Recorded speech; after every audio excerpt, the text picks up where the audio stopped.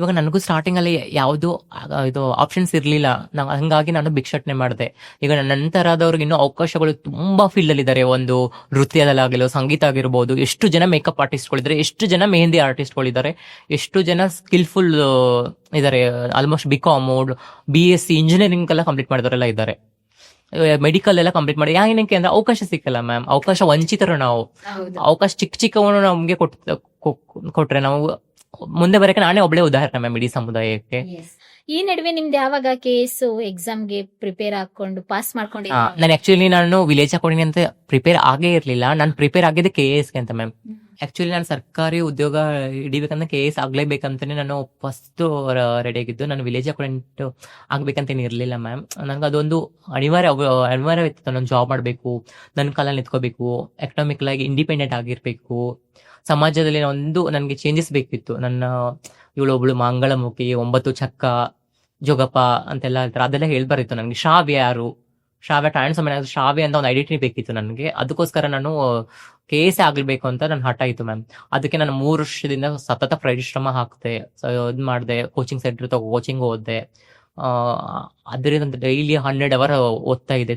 3 years ಓದ್ತಾ ಇದ್ದೆ. ಅವಾಗ ನಾನು ಡಿಸೈಡ್ ಮಾಡಿದೆ ನಾನು KS ಆಗ್ಬೇಕು ಅಂತ. ಆವಾಗ ಹೋಗಿ 2000 ಮೊನ್ನೆ 24 ಅಲ್ಲಿ ಕಾಲ್ ಫಾರ್ಮ್ ಇದ್ದು ನಂಗೆ ತುಂಬಾ ಖುಷಿ ಆಯ್ತು. ಇದೊಂದು ಒಳ್ಳೆ ಅವಕಾಶ. ನನ್ನನ್ನೇನು ತೋರಿಸ್ಬೇಕು ಅಂತ ನಾನು ತುಂಬಾ ನಿರ್ಧಾರ ಮಾಡಿದೆ. ನಾನು ಮುಂದೊಂದು AC-ನೋ ಅಥವಾ ತಹಶೀಲ್ದಾರೋ ಅಥವಾ DYSP-ನೋ ಅಥವಾ ಯಾವ್ದೋ ಡೈರೆಕ್ಟರ್ ಆಗ್ಬೋದು. ಅಂದ್ರೆ ಇಷ್ಟು ವ್ಯಕ್ತಿಗೆ ಖುಷಿ ಇರುತ್ತೆ. ಅದಕ್ಕೆ ಮತ್ತೆ ಕರೆದ್ಮೇಲೆ ಫುಲ್ಲು 100 hour ಡೈಲಿ ಡ್ಯೂಟಿ ಮಾಡುವಾಗ್ಲೂ ಅಷ್ಟೇ. ಬೆಳಗ್ಗೆ ಸಂಜೆ ಡೈಲಿ ಕನ್ಸಿಸ್ಟೆನ್ಸಿ ಬಿಡ್ಲಿಲ್ಲ ಮ್ಯಾಮ್. ನಾನು ಮುಂಚೆ ನಂಗೆ ಸ್ವಲ್ಪ ಗೊತ್ತಾಯ್ತು ಹೆಂಗೆ ಓದೋದು ಅಂತ. ಕನ್ಸಿಸ್ಟೆನ್ಸಿ ಡೈಲಿ ಎಫರ್ಟ್ ಮಾಡ್ತಿದ್ದೆ. ಲಂಚ್ ಬ್ರೇಕ್ ಬಂದಾಗ ಗ್ಯಾಪ್ ಕೊಟ್ಟಾಗೆಲ್ಲ ಓದೋದು, ಅಥವಾ ಅಡಿಗೆ ಮಾಡುವಾಗ್ಲೂ ನಾನು ಏನ್ ಕೂತ್ಕೊಂಡು ಕ್ಲಾಸ್ ಕೇಳೋದು ಯೂಟ್ಯೂಬ್ ಅಲ್ಲಿ. ಬರೀ ಅದನ್ನ ಮಾತ್ರ ಮಾಡೋದು. ಬೇರೆ ಅಂದ್ರೆ ನಮ್ ಗುರಿ ಫಸ್ಟ್ ಸ್ಪಷ್ಟವಾಗಿರ್ಬೇಕು. ನಾವ್ ಏನ್ ಮಾಡ್ತಿದೀವಿ, ಏನಕ್ಕೆ ಮಾಡ್ತಾ ಇದೀವಿ ಅಂತ. ನನ್ನ ಗುರಿ ಏನಿತ್ತು KS ಎಕ್ಸಾಮ್ ಕ್ಲಿಯರ್ ಮಾಡ್ಬೇಕು ಅಂತ. ಹಂಗೆ 100 hour ಓದಿ ನಾನು ಎಕ್ಸಾಮ್ ಬರ್ದೆ. ಯಾವ ಆಪ್ಷನ್ ಅಲ್ಲಿ ತಗೊಂಡ್ರಿ?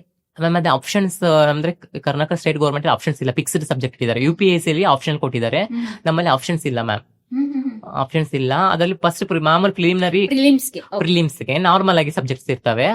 ಹ್ಯುಮ್ಯಾನಿಟಿ ಸಬ್ಜೆಕ್ಟ್, ಇನ್ನೊಂದು ಎರಡು ಪೇಪರ್ 1 ಪೇಪರ್ 2 ಅಂತ ಇರುತ್ತೆ. ಅದು ಕ್ಲಿಯರ್ ಆಗಿ ನಂದು ಕ್ಲಿಯರ್ ಆಯ್ತು. ಎಕ್ಸಾಮ್ ಬರ್ದೆ, ತುಂಬಾ ಖುಷಿ ಆಯ್ತು.